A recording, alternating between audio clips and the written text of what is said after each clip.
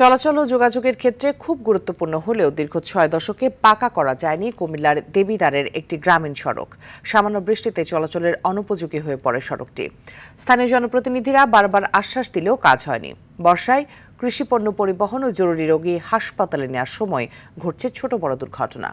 কুমিল্লা থেকে আবুল খায়েরের পাঠানো তথ্যচিত্রে বিস্তারিত জানাচ্ছেন সাকিব আল হাসান। AKS অর্জন করল গিনেস ওয়ার্ল্ড রেকর্ডস। AKS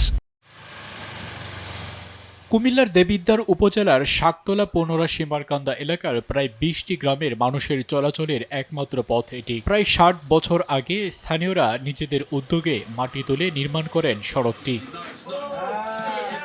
বর্ষায় কাদা আর খানাখন্দে বাড়ে ভোগান্তি। রিকশা, অটোরিকশা, ভ্যান কিংবা পণ্যবাহী যানবাহন চলাচল করতে না পারায় কৃষিপণ্য বাজারজাত করতেও চরম সমস্যার মুখে পড়তে হচ্ছে কৃষকদের। জরুরি রোগী, গর্ভবতী নারী ও বয়স্ক ব্যক্তিদের হাসপাতালে নেওয়াও হয়ে পড়ছে কষ্টসাধ্য। প্রায়ই কাদায় পিছলে পড়ে আহত হওয়ার ঘটনা ঘটছে। বৃষ্টি বাদলা হইলে গাড়ি ঘোড়া যাইতে খুবই সমস্যা, মানে ধান রোপণ করা যাবে এমন অবস্থা হয়ে যায়, মানুষ চলার মতো কোনো ব্যবস্থা থাকে না।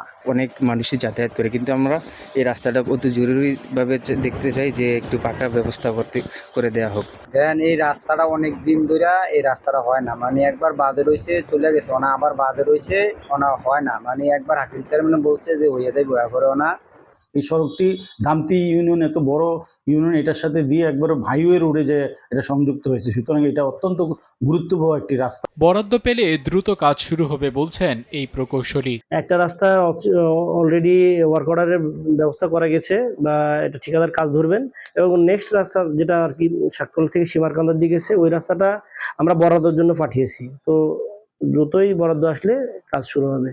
এলাকাবাসীর ভোগান্তি লাঘবে দ্রুত সড়কটি পাকাকরণের উদ্যোগ নেওয়া হবে, এমনটাই প্রত্যাশা দেবিদ্বারবাসীর। সাকিব আল হাসান, RTV।